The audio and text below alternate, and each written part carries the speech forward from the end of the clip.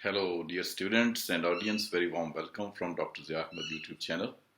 Today we are going to talk about a type of willing subordination by the women in fiction, and it's a kind of accepting subordination by the women. And that, in that respect, I have chosen the novel Sidhwa's The Croaters.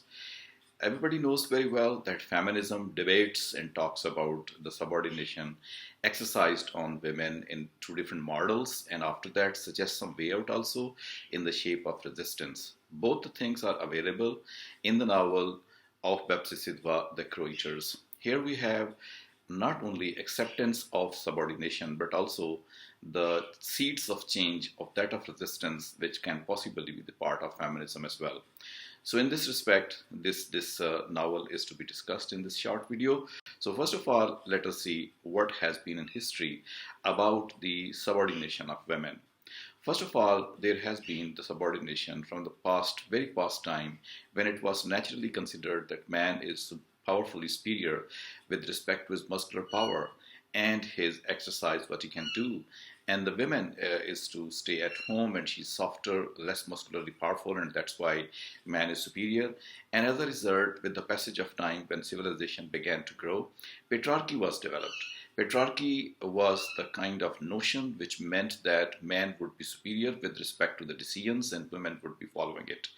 And for that purpose, the patriarchal kind of setup was popularized everywhere.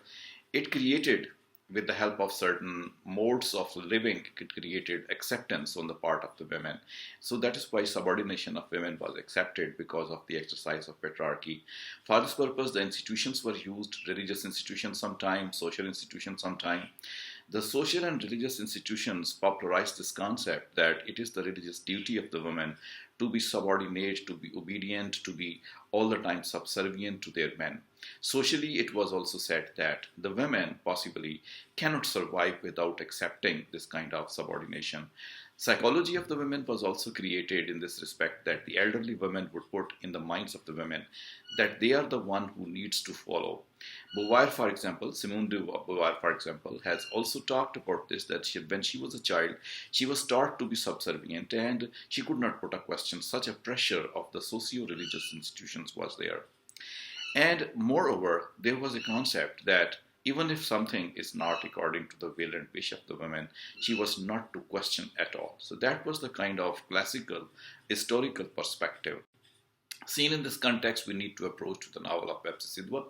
Everybody knows that Bepsi Sidhwa is a Pakistani writer. She is Parsi by belief or by religion. But overall, she is a keen observer. She looks around herself, not only at the Parsi community, but also at the people around Pakistan. So she may be Parsi, but she is a Pakistani fiction writer. She therefore knows what are the restrictions and limitations on women. She is aware of these things and she talks and discusses these restrictions and limitations in many of her novels, in many of the places which she discusses during her lectures. She propagates the idea that this is a dualistic attitude of the society, that at certain level they would behave with women that they are subordinate, but at other level they would try to show that women are not subordinate and can exercise their power, their will at certain moments. So Bepsi Sidhwa's stance is twofold as far as feministic stance is concerned. One, that she debates and discusses the condition of subordination in her novels, but also she suggests a way out of resistance to these models. And that is why there's a feminist stance in her text. She tries to do these things by showing multi-dimensional responsibilities of women. She portrays that women at home are busy, in the markets are busy, in the upbringing of the children are busy. And the Pakistani mindset definitely accepts that woman who is a good woman. And that good woman is that only who would definitely obey the men and would be good towards her sons and brothers and fathers and grandfathers. And so, in that context, let us proceed and see that what is the novel Croaters with this respect. In the novel Croaters, we have at least five women which are prominent. One is Jerbano, Putli, Rodabai, Tanya, and Yasmin. Jerbano is the mother-in-law of the hero and Putli's mother. Jerbano's character has been portrayed in a ridiculous, humorous manner that she does not appear to be serious. However, that also goes to show the condition of a woman who's left alone. She does not have any company or she does not have any friendship. So that is why she grows into like that. And as a result, she needs some company to share, but there is nothing with her. And that is why her behavior is a very strange one. But that should not be considered with respect to feminism. But that is the condition of most of the old women in Pakistani society. Putli is the woman who's the wife of this protagonist in this novel, and she, as her name goes to suggest, is a obedient woman. She tries to do everything at her level, and she tries to please her husband and sons and daughters, everybody. She is so careful that she knows how one can be pleased, how one can be controlled. So she would pacify her mother also, she would pacify her husband also, and she would go to teach a lot of things towards the sons in order to make them good people. So in that way, she's the example of the good mother. Though she has some type of power at home, but still that power is designated by men to her. Rodhabai is another woman who also runs from pillar to post and does everything in order to please her family. She does not raise a question. She's not there to put anything to debate or to revolt against the established norms of the society. So these three women are the models of obedience as the Parsi religion suggests, or as the Pakistani patriarchal setup suggests. But we have Tania and Jasmine also, two young women. These two young women, though brought up in the same fashion as Putli and Rodhabai, but they do have the power of question. They do stop and say that they don't want this and they want this. So they show their questioning and try to exercise their liberty and freedom as well. And the parents have to bow down to their freedom also. That is something which is the change. This is the style of Bepsi Sidhwa, that on the one hand she would present the debate on the existing condition of women, and then she would show the way forward in this respect as well. So Tania and Yasmin are the models of resistance, way forward, and to claim the kind of freedom or independence from the patriarchal setup.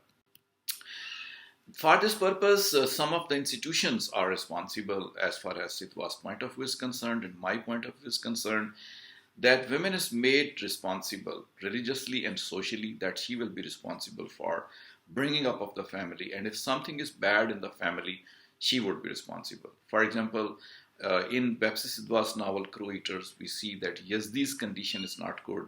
He's not a successful businessman. He's the one who involves, like the son of Akankwo in the novel, the things fall apart. He's all the time busy in music or in poetry, and this Fridun blames his wife Putli for the condition. So anything if good happens is on the part of man, and anything bad if happens, that is the responsibility of the women.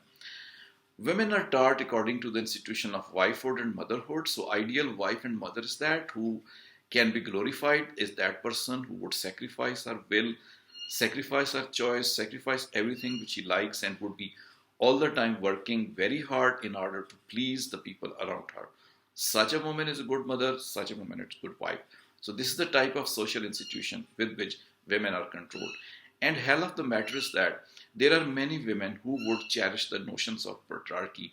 With the help of that, they would teach their fellow women that if they want to live the good life, they need to do that. So all Parsi elderly women teach their young girls that they should not behave orderly, should not question at all. So women are themselves trapped in a number of situations. One of them is their sexuality and impurity.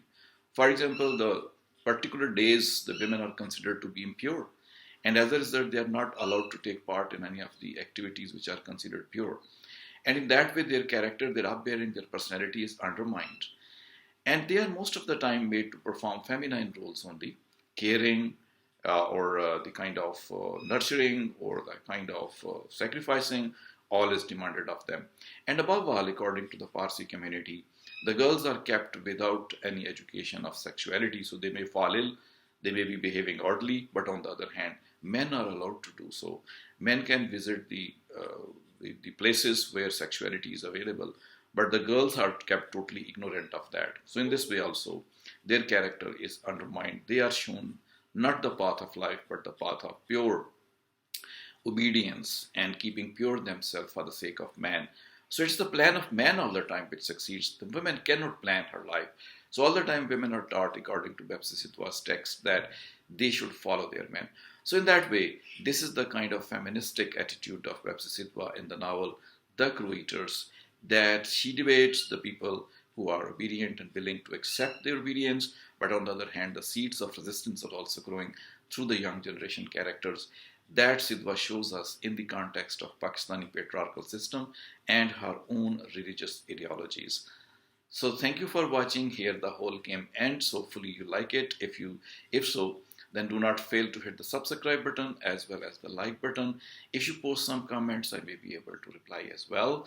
So thank you for watching. See you in some next video as soon as possible.